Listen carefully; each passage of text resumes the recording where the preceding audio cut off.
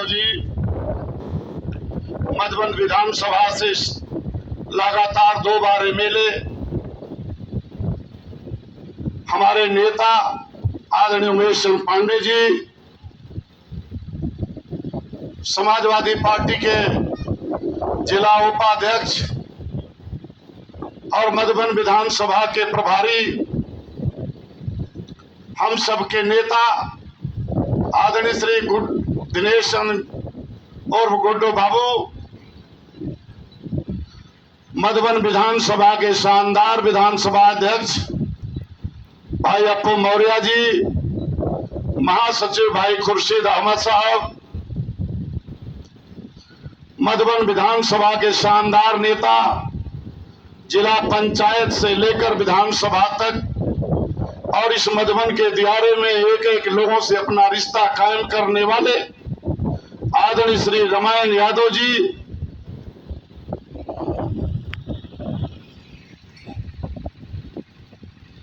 नौजवानों के नेता और हमारे साथी भाई राजेश यादव जी, समाजवादी नेता, पेशे से अध्यापक और गांव के प्रधान आदरणीय उदयभान यादव जी, बहुत लंबे समय से हमारे संघर्षों के साथी सरपंच के नाम से विख्यात भाई ओम प्रकाश यादव जी, अखिलेश कन्नौजिया जी, जिला पंचायत के पूर्व सदस्य और नेता भाई राम ध्यान यादव जी, हमारे नेता अंद्रिका यादव जी, हमारे नेता आदरणीय नसरुल्लाह अंसारी साहब, प्रेमचंद राजभर जी, समाजवादी पार्टी के राष्ट्रीय नेता, बड़े बड़े मंचों पर समाजवादी गीतों से अपनी बातों को आम जनता के बीच में पहुंचाने का काम करने वाले आदरणीय चंद्र किशोर पांडे जी, हमारे साथी फारूक साहब, ब्रजेश जी, राम बच्चन यादव जी, कार्यक्रम के आयोजक संयोजक भाई जोगेंद्र यादव जी, रुद्र प्रताप यादव जी, भाई हरिकेश यादव जी, पप्पू पांडे जी, संचालक जी और नौजवानों के नेता और इस विधानसभा में चौपाल में घूम घूम कर अपनी बात कहने वाले भाई जवाहर पटेल जी, भाई रवि यादव जी, मित्रों, दोस्तों, साथियों, जिनका नाम छूट गया होगा क्षमा करेंगे, मैंने प्रयास तो किया है। मित्रों, आज इस चौपाल कार्यक्रम में समाजवादी पार्टी की तरफ से हम आप सबका हार्दिक स्वागत करते हैं, वंदन करते हैं, नमन करते हैं और आपको बधाई देना चाहते हैं भाई जोगेंद्र यादव जी को। इस कड़ाके की ठंड में देवरांचल के इलाके में जहां नेता लोग कम आना चाहते हैं, वहां इस विद्यालय के प्रांगण में आपने इतनी बड़ी चौपाल लगाकर निश्चित रूप से समाजवादी पार्टी को सम्मानित करने का काम किया है। आप बधाई के पात्र हैं। आप धर्मपुर दियारे के लोग हैं। इस धर्मपुर दियारे में हमारी भी खतौनी में कुछ है। हम भी यहाँ के काश्तकार हैं। गुड्डू बाबू, अभी अभी हमने दिया है वरासत के लिए अशोक वकील साहब को कि हमारी भी वरासत करा दीजिए, यही बिंटोलिया के पास। इसलिए इस गांव के इलाके के लोगों से हमारा भी रिश्ता है, हमारा भी संबंध है और यहाँ के सुख दुख में हम तो नए हैं, लेकिन हमारे पूर्वज भी रहते आए। बोलने का बड़ा यजमनता, लोकगीत कलाकार साथियों ने पूरी बात कह दिया, कोई बात अधूरी नहीं है। देवदास यादव जी ने मंच से पूरी बात किसान बिल से लेकर और सामाजिक और विकास कार्यों पर चर्चा करने का काम किया है। अप्पू मौर्य ने विकास से लेकर के और कानून व्यवस्था पर जो सवाल उठाया है वो प्रासंगिक है, वो तार्किक है। लेकिन सबसे बड़ी बात आज जो हुई मंच पर, गुड्डू बाबू, आपने सबको भावुक कर दिया। आपके उद्बोधन ने हम सबको विचलित कर दिया। जिंदगी में पहली बार किसी मंच पे अगर हमारे आंख से आंसू आए थे, आज पहली बार आंख से आंसू छलकने का काम किया। इतना भावुक होने की आवश्यकता नहीं। जिंदगी में संकट आते हैं, संकट जाते हैं। जो पैदा हुआ है आज पैदा है, कल नहीं रहेगा। यह सृष्टि का नियम है, यह शाश्वत नियम है। पिता जिंदगी भर साथ नहीं रहता। जब औलाद बड़ी हो जाती, समझदार होता, पिता के कर्मों को, पिता के सुकर्मों को वो अपना संभाल लेती, दायित्व तो संभाल लेती, तो पिता को इस दुनिया छोड़कर जाना पड़ता है। बड़े बड़े लोग हैं, राजा रंक गए हैं, फकीर गए हैं, ऋषि मुनि गए हैं। आप तो धैर्यवान हैं। आपके पिता तो एक सुजोग पिता थे। आप सबको बड़ा कर दिया, जिम्मेदारी दे दिया, और जब उनको लगा कि अब आप सारा का सारा सब कुछ संभाल लिए है, तो उन्होंने आपसे विदा ले लिया। आपको खुशी मन से उन्हें विदा करके नमन करना चाहिए। अब इन मानवीय दुर्बलताओं से बाहर निकलिए और आइए। बहुत सारे समाज में पिता स्वरूप लोग मिलेंगे, भाई स्वरूप लोग मिलेंगे, पुत्र स्नेह करने वाले लोग मिलेंगे, और कठिन परिस्थितियों में आपके साथ वो चट्टान जैसे मजबूती से खड़ा होने का काम करेंगे। कभी अकेला महसूस नहीं कीजिएगा, ये मेरा निवेदन है। मित्रों, ये चौपाल आज हम क्यों लगाए हैं, किस लिए लगाए हैं, हमारे नेताओं ने आपको बताने का काम किया है। 1947 में देश को आजादी मिल गई। आजाद भारत का सपना हमने देखा था। जब देश आजाद होगा, यह देश हमारा होगा, भाषा हमारी होगी, खेती पर नियंत्रण हमारा होगा, कारोबार पर नियंत्रण हमारा होगा, हमारी पुलिस होगी, हमारा ये कारोबार होगा। 1952 में देश के अंदर पार्लियामेंट और असेंबली का चुनाव हुआ। देश के अंदर कांग्रेस की सरकार बनी। देश में अगर पंडित जवाहरलाल नेहरू ने देश में सरकार संभालने का काम किया, तो प्रदेश में भी सरकार बनी थी। और तमाम सरकारों में यह देश का चरित्र रहा है कि विपक्ष के लोगों को भी मंत्री बना करके उनका सुझाव लिया जाता रहा। पंडित जवाहरलाल नेहरू ने श्यामा प्रसाद मुखर्जी को भी अपने मंत्रिमंडल में शामिल करने का काम किया था, और जम्मू कश्मीर के मामले का मंत्री बनाने का काम किया था। यह देश का एक शौर्य रहा है। लेकिन आज जो स्थिति देश के अंदर है, एक जैसी जालिम सरकार है जो दमनकारी नीति अपना करके और बिल्कुल तानाशाही रवैया अपनाए हुए है और विपक्ष को कुचलना चाहती है। अगर विपक्ष कमजोर हो जाए, विपक्ष का अगर बोलना चाहता है, विपक्ष अगर आंदोलन करना चाहता है, तो उन पर लाठियां बरसाई जाती है, उन पर मुकदमे लिखे जाते हैं, उनको जेल के सड़कों में डाला जाता है। आज देश का किसान बॉर्डर पर खड़ा है और इन्होंने अपना रिश्ता कायम कर लिया उद्योगपतियों से। हम लोगों ने नारा लगाया था, डॉक्टर राम मनोहर लोहिया ने नारा लगाया था, और उन्होंने कहा था कि देश की पूंजी एक जगह इकट्ठा नहीं होनी चाहिए, बल्कि पूंजी को बंटवारा होना चाहिए। अगर देश की पूंजी एक साथ खड़ी हो जाएगी, तो देश की आधी जनता गुलाम हो जाएगी। और देश आज उसी रास्ते पर है। पूरा को पूरा हिंदुस्तान की पूंजी कुछ कारपोरेट घरानों के अंदर चले गए हैं, और मोदी साहब उनसे हाथ मिला लिए। अडानी और अंबानी से हाथ मिला करके आज खेती पर भी हाथ डालने का काम किया है। आज किसान कड़ाके के ठंड पर सिंधु बॉर्डर पर अपना मुकाम लगाया हुआ है। वो इस बात का गुहार कर रहा है। प्रधानमंत्री जी, जब 19 का चुनाव हुआ था, 14 में भी हमने आपको वोट किया था, 19 में भी आपको वोट किया था। आपकी सरकार हमने बनाया है, हमने कुछ आपसे मांगा नहीं है। हम नहीं चाहते हैं आपका कोई कानून हमको चाहिए। आप जो कानून बनाए हो, लाभकारी कानून बनाए हो, इसे वापस ले लो। हमने तुम्हें कोई ज्ञापन नहीं दिया है, कोई अर्जी नहीं दिया है। ये कहते हम तो आपको दूना लाभ का नियम लाए हैं, कानून बनाए हैं।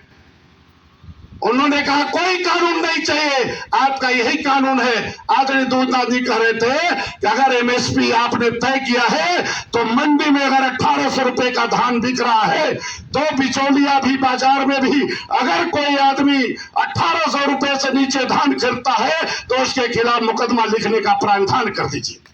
यही कहता है। ये कहता है ये तो हम नहीं कर पाएंगे, लेकिन आपको कोई शिकायत हो तो एसडीएम से कह दीजिएगा। अगर एसडीएम नहीं सुनता तो आप कलेक्टर से कह दीजिएगा।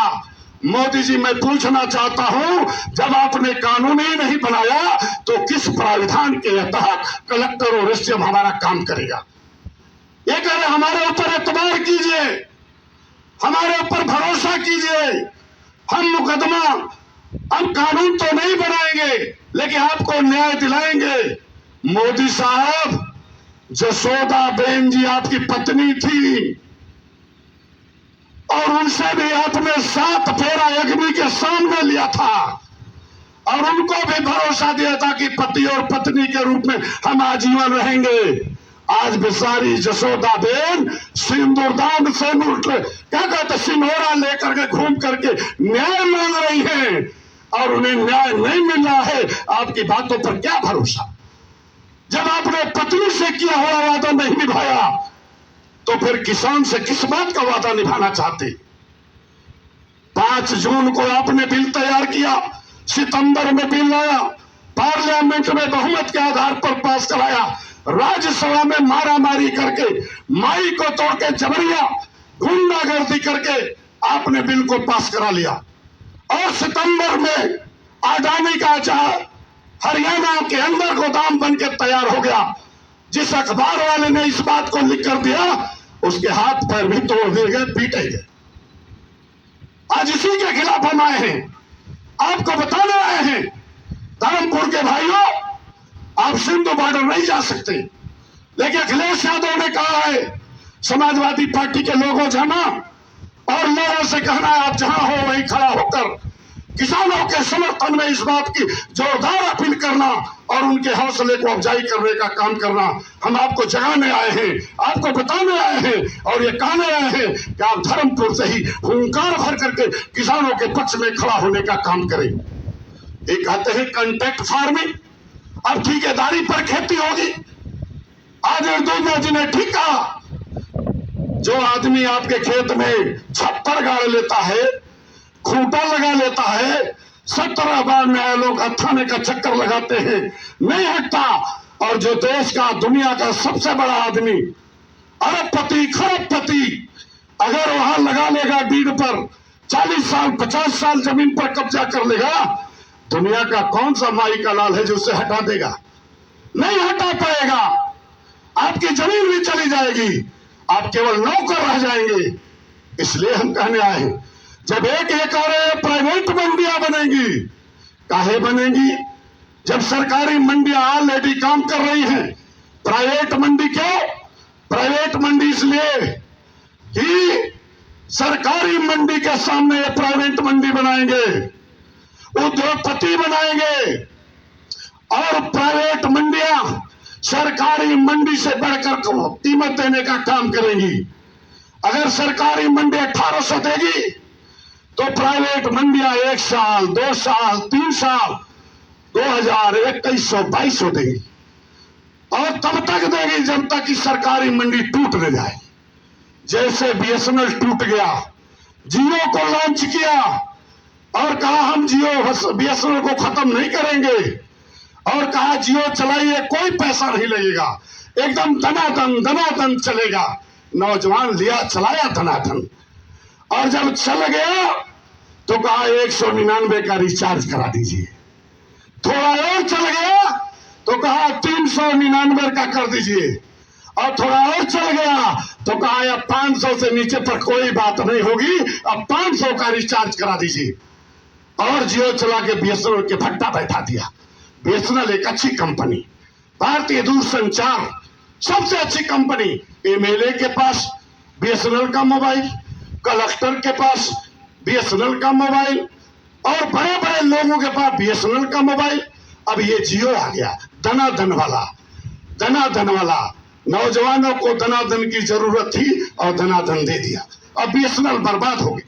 जैसे बीएसएनएल बर्बाद हुआ वैसे ये सरकारी मंडियां बर्बाद होगी और प्राइवेट मंडियां जब रह जाएंगी तो ये आपका धान 1800 नहीं 800 रुपया मिलेंगे, 500 रुपया मिलेंगे और आप बाजार में नहीं बेचेंगे और बेचेंगे तो आपके खिलाफ मुकदमा लिखा जाएगा। गुजरात में जिन्होंने कॉन्ट्रैक्ट फार्मिंग का उल्लंघन किया, गुजरात में एक किसान के खिलाफ उद्योगपतियों ने 1 करोड़ का मुकदमा दाखिल कर दिया। ये मैं जबान से नहीं कहता, आप विशेषज्ञों से पूछ लीजिए, पत्रकारों से पूछ लीजिए, इतिहासकारों से पूछ लीजिए, जो कृषि के जानकार लोग हैं उनसे पूछ लीजिए। ये सरकार दुर्भाग्यशाली। पंजाब का किसान, हरियाणा का किसान, अभी हरियाणा का डीआईजी इस्तीफा दे दिया, कहा मैं डीआईजी बाद में हूं, पहले किसान का बेटा। प्रकाश सिंह बादल अकाली दल के नेता, सम्मान दिया गया, जो भारतीय जनता पार्टी के सहयोगी थे उन्होंने इनका सम्मान वापस कर दिया, कहा हम आपका सम्मान नहीं लेंगे, आप किसान विरोधी हो। उनकी बहू जो भारत सरकार में कृषि मंत्री थी, हरसिमरत कौर, उसने भारत सरकार के कैबिनेट मंत्री से इस्तीफा दे दिया और कहा यह सरकार किसानों के खिलाफ है, ये बिल सब किसानों के खिलाफ है, इसलिए मैं नैतिकता के आधार पर इस्तीफा देता हूं। इसके बाद भी बेशर्म लोगों, योगिंदर पॉल वहां का वैज्ञानिक, कृषि वैज्ञानिक हरियाणा का, सम्मान लेने से इनकार कर दिया। इसके बाद भी मोदी जी आप कहते हो हम बिल लेके आए हैं, फायदे के बिल है, हम किसानों को लाभ देना चाहते हैं। कौन सा लाभ देना चाहते हो जोगी जी, कौन सा लाभ देना चाहते हो? हम आपसे पूछना चाहते हैं, हम पूछना चाहते हैं, जब किसान आपसे लाभ लेना नहीं चाहता, आपसे मांगना नहीं चाहता, तो आप किस बात का करने जा रहे हो? मित्रों, ये किसान बिल है। पप्पू जी कह रहे थे विकास की बात। पप्पू मौर्य जी कई मंचों से लगातार विकास पर आपका फोकस रहता है, कानून व्यवस्था पर। ये बगल में जो पुल मोहन सिंह सेतु बन रहा है, ये मुलायम सिंह यादव ने इसको स्वीकृत किया। मोहन सिंह यादव समाजवादी नेता हमारी पार्टी के थे और उनसे जब मिलने दिल्ली आवास पर गए थे और उन्होंने कहा बता देना, तो मोहन सिंह ने अपनी बेटी का टिकट नहीं मांगा था। मोहन सिंह ने उनसे कुछ दूसरा नहीं मांगा था, नेताजी का हाथ पकड़ करके कहा था नेताजी हो सके तो मोहन सिंह ये सेतु बना दीजिएगा ताकि लोगों को ये सुविधा हो जाए, देवरिया और मऊ के लोगों का रिश्ता जुड़ जाए। और जब शव यात्रा में मोहन सिंह के नेताजी आए थे बरहज में, तो बरहज की सभा में उन्होंने कहा था, मोहन सिंह ने कहा था, इसलिए आज इस सेतु का नाम मैं मोहन सिंह सेतु रखता हूं। ये हमारे नेता की विचारधारा है। मोहन सिंह ठाकुर थे, छत्री कुल में पैदा थे, मां छत्री थी, पिता छत्री था, और देने वाला समाजवादी था। नाम नहीं लूंगा जिस पर आप बार बार उल्लेख करते हैं, आप नहीं करते, समाज के लोग कहते हैं, जिसको आभास करते हैं, उसका नाम मोहन सिंह सेतु कर दिया। आद्या शंकर यादव के नाम पर नहीं रखा, गुड्डू चौधरी के नाम पर नहीं रखा। कपिल देव यादव यहाँ एमएलए थे और वहां स्वामीनाथ यादव एमएलए थे, उनके नाम पर नहीं रखा तो मोहन सिंह सेतु रखा। समाज के लोगों, अंगुली उठाने से पहले जरा नजर फैलाकर देखो काम करने वाले व्यक्ति का मन कितना बड़ा है। हमको लोग कहते हैं सवर्ण विरोधी, समाजवादी पार्टी के लोग समाज जाति के विरोधी है। मंच पर बड़े बड़े ब्राह्मण समाज के नेता बैठे हैं, अगर आधा यादव बैठा है तो आधे से ज्यादा ब्राह्मण समाज के लोग बैठे, पिछड़े समाज के लोग बैठे हैं, दलित समाज के लोग बैठे हैं। हमसे बड़ा मंच किसी का हो नहीं सकता। अगर जनेश्वर मिश्रा के मरने के बाद लखनऊ में पार्क में 376 एकड़ में अगर प्रतिमा लगाने का कहीं समाया विषय, तो वहां मुलायम सिंह यादव के बाद सुगर सिंह का की प्रतिमा नहीं लगी। वहां समाजवादी नेता बाराबंकी के राम सेवक यादव, उस जमाने के सबसे बड़े नेता, उनकी प्रतिमा नहीं लगी तो पंडित जनेश्वर मिश्रा की लगी, आदम की मुकत की मूर्ति लगी, 376 एकड़ में लगी। इससे बड़ा सम्मान कोई दे सकता है क्या? इसे कोई बड़ा सम्मान दे सकता है क्या? कोई नहीं दे सकता। और बलिया के अंदर गंगा घाट पर आपको पटना जाने के लिए बिहार, आपको सिवान से नहीं जाना पड़ेगा गुड्डू बाबू, बलिया जाएंगे और बलिया सेतु पर चढ़ेंगे तो 70 किलोमीटर पटना है, 1 घंटे 1.25 घंटे में पटना जाएंगे। और उस सेतु पर गंगा पुल पर अगर सबसे बड़ा पुल उत्तर प्रदेश का बना, पूर्वांचल का पुल बना, तो उसका नाम जनेश्वर मिश्र सेतु है, पंडित जनेश्वर मिश्र के नाम पर बना है। किस किस की गणना कराएं? और समाजवादी पेंशन की बात कर रहे थे, ये 500 रुपया और 5 किलो भीख देने वाले लोग समाज की समरसता की बात करते हैं। अखिलेश यादव की सरकार बनी तो इन्होंने चाहे बड़ी जात की बेटी हो, माँ हो या गरीब माँ हो, सबके लिए उन्होंने 500 रुपए पर महीने उनके खाते में समाजवादी पेंशन भेजने का काम किया। पूरे प्रदेश में 55 लाख महिलाओं को दिया था। 55 लाख महिलाओं को पूरे प्रदेश में समाजवादी पेंशन देने का काम किया था। कौन कर सकता है ये काम? ये नौजवान बेटा है, हाई स्कूल इंटर बीए में पढ़ता है। जरा इनसे पूछिए कितने लोगों के घरों पे लैपटॉप है, कितने लोग लैपटॉप खरीदे हैं। ईमानदारी से मित्रों जरा हाथ उठा के बताना कितने लोगों के पास लैपटॉप है, जरा हम भी देख ले।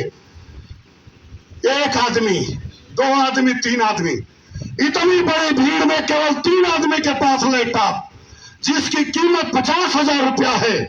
हमारे माँ बाप की हैसियत नहीं, हम अपने बेटे को लैपटॉप देते, अपनी बेटी को लैपटॉप देते और उससे कहे कि कंप्यूटर की पढ़ाई कर लो, अमेरिका या कैलिफोर्निया में बात कर लो, देश के नक्शे को कंप्यूटर के माध्यम से देख लो। ये सोच अखिलेश यादव के मन में था और उन्होंने अपनी सरकार में 18 लाख नौजवानों को, बेटा और बेटियों को कंप्यूटर देने का काम किया था, लैपटॉप देने का काम किया था और कहा जाना अगली पढ़ाई करना, कंप्यूटर की पढ़ाई करना और दुनिया के लोगों से अपने को जोड़ने का काम करना। ये समाजवादियों की सोच है। कौन कहते हैं अखिलेश यादव? अखिलेश यादव कोई सामान्य नाम नहीं है। बार बार हम पर चोट करने वाले लोगों, जातियां तो भगवान ने बनाया है। लोगों साथ की सभा में मैंने कहा था आदरणीय चंद्रकिशोर पांडे जी, इसमें मेरा कोई कसूर नहीं, जाति ने ईश्वर बनाया है, यादव कुल में पैदा किया यह उसका काम था, लेकिन समाज में आचरण हमारा क्या होगा यह मेरा विषय है। अगर बड़ी से बड़ी जात में पैदा होने वाला आदमी यदि रावण के स्वभाव का हो गया हो तो निश्चित रूप से वो समाज का बहिष्कृत व्यक्ति है। लेकिन समाज में अगर कोई सहूर का आदमी पैदा हो गया, सुदामा पैदा हो गया, गरीब ब्राह्मण पैदा हो गया, तो इस समाज के लोगों ने उसको पूजने का काम किया है। राम भी किसी वंश में पैदा हुए थे, क्षत्रिय कुल में पैदा हुए थे। केवल इसलिए पूजा नहीं होगी राम की कि वो क्षत्रिय कुल में पैदा हुए थे। क्षत्रिय राम तब हो रहते जब राजा दशरथ के आंगन में रहते और जोराज अयोध्या के जोराज रहते। लेकिन राम भगवान तब हो गए जब अयोध्या के महलों से निकलकर वन गमन के समय बंदर भालुओं से, ऋषियों से और आदिवासियों से संबंध बनाया और लंका पर चढ़कर मां जानकी का उद्धार करने का काम किया। तब लोगों ने कहा भगवान है। कृष्ण अगर नंद बाबा के महल में रह गए होते तो शायद केवल नंद बाबा का बेटा रह गए होते, उनके जोराज हो गए होते। लेकिन मथुरा से निकलकर अगर उसने नाग को नाथने का काम किया, अगर उसने गोवर्धन को उठाकर इंद्र के घमंड को तोड़ने का काम किया, अगर उसने कंस का वध कर लोकतंत्र स्थापित करने का काम किया, तो लोगों ने कहा कृष्ण भगवान है। मैं उस कुल से पैदा हूं, मैं उस समाज से पैदा हूं, हम लोग उस समाज से आते हैं। और गीता में भगवान कृष्ण ने कहा है यदुर्वंशे नृसुत्वा सर्व पापै प्रमुच्यते। यदुवंश का नाम लेने मात्र से संपूर्ण पापों का नाश हो जाता है। मित्रों, मिट्टी का बर्तन एक बार खराब हो जाता है खाना बनाने के बाद, लेकिन ये माताएं बहनें मिट्टी के कहतरी में बार बार दूध का दही बनाती हैं और फिर भी दूसरे दिन उसी में फिर भी वो पवित्र होता है। हम पवित्र कुल से आए, पवित्र कुल से आए, गोत्र से आए। बार बार उंगली उठना ठीक नहीं है। हम किसी को गाली नहीं दे सकते, हम सम्मान देने वाले लोग हैं और सम्मान की भाषा जानते हैं। लेकिन अगर कोई गाली देगा तो हम चुप भी नहीं रहेंगे, जवाब देना आता है। समाज में हम डरे हुए लोग हैं, बहुत सारे कीचड़ उछलते हैं।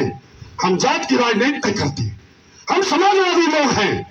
और जो समाजवादी होता है वो जातिवादी नहीं होता, और जो जातिवादी होता है वो समाजवादी नहीं होता। और गुड्डू बाबू राजनीति मुलायम सिंह यादव को अपना नेता और आदर्श मान के मैंने किया है। किसी व्यक्ति को नेता नहीं माना, किसी जेब का आदमी नहीं हूं, जेबी आदमी नहीं हूं, समाजवादी पलटन का हूं। अखिलेश यादव ने कहा आद्य शंकर चाचा के साथ थे, हमने कहा गलतफहमी थी आपको। और मुलायम सिंह यादव के विरासत हैं, और मुलायम सिंह यादव हमारे नेता हैं, और उनकी विरासत पर ही उनकी विरासत जाएगी। आप नेता, आपके साथ शिवपाल जी उनके भाई थे, आगे के तो उनके साथ था, नेतृत्व तो आपका मिला, आपके साथ हूं, समाजवादी विचारधारा का आदमी हूं। कल हो सकता है दोनाथ यादव जी हमारे साथ ना रहे, हमारे रिश्तेदार भी हैं, अभिभावक भी हैं। कल रामायण यादव हो सकता है हमारे साथ न रहे, हमारे रिश्तेदार हैं। हो सकता है गुड्डू बाबू न रहे, लेकिन मैं आपको वचन देने जानता हूं, ये 2 रंग का झंडा ये शायद मेरी कफन के बाद ही समाप्त होने वाला है। एमएलए बनो न बनो कोई मिशन नहीं है, हम तो किसान बाप के बेटा हैं। हल जोतना, खेत से अनाज पैदा करना, ये भौर गाय और भैंस दरवाजे पर रखकर उनका दूध निकालना और दूध निकालकर परिवार का पालन करना हमारी जीविका भी है। हम कोई खन्ना सेठ नहीं है, हम कोई टाटा बिरला डालमिया नहीं है, हम पदम सिंह सिंघानिया किर्लोस्कर नहीं है, हम बजाज नहीं है, हम कई अटल बिहारी वाजपेयी, चंद्रशेखर और दूसरे लोगों के परिवारों से नहीं है, इसी मिट्टी में पले बढ़े लोग हैं। इसलिए मित्रों, आज आपका आह्वान करने आया हूं, जो इस इलाके से जो कोई आदमी जिससे हमारे विचारों में भिन्नता भी हो, हमारे संबंधों में भिन्नता हो, लेकिन अगर समाजवादी पार्टी का झंडा और साइकिल लेकर आपके बीच में आए, उसे अपने कंधे पर बैठा करके स्वागत करने का काम करना और 2022 में अखिलेश यादव की सरकार बनाने का काम करना। इन शब्दों के साथ आपका स्वागत करते हुए अपनी बात समाप्त करता हूं। जय हिंद, जय समाजवाद।